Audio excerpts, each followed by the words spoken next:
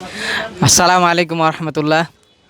দর্শক শ্রোতা, এখন আমরা আছি সেই বরিশালের কুয়াকাটায় শুটকি বাজার। অনেক সুন্দর শুটকি মাছ এখানে আছে। আপনাদেরকে আজকে ঘুরিয়ে দেখাবো যে আসলেই কত বড় বড় শুটকি মাছ আছে। এই যে একটা মাছ দেখতেছেন, আসলেই দোকানদার ভাই আছেন নাকি?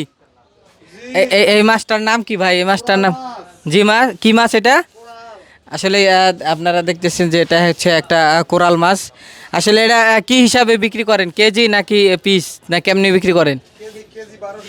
আচ্ছা, এটার কেজি হচ্ছে 1200 টাকা। আপনারা দেখতেছেন যে আসলেই যে কোরাল মাছটা অনেক সুন্দর, এটা 1200 টাকা কেজি বিক্রি করে।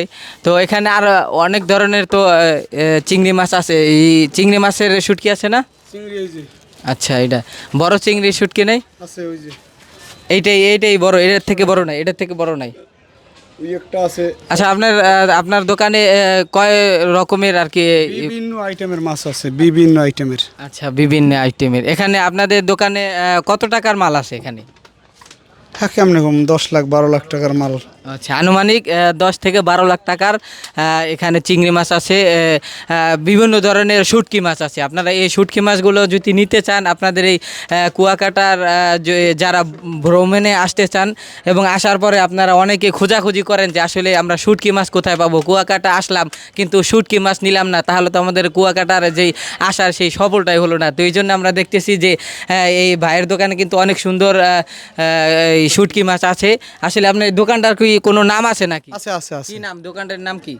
রাকিবুল শিকদার। আচ্ছা, এই যে রাকিবুল শিকদার ভাইয়ের এই দোকানে কিন্তু আপনারা এসে বিভিন্ন ধরনের আপনারা শুটকি মাছ পাবেন। আর আসলে এই যারা কুয়াকাটা আসতে চান তারা কিন্তু শুটকি মাছ নাম শুনেন নাই সেটা বললে কিন্তু ভুল হবে।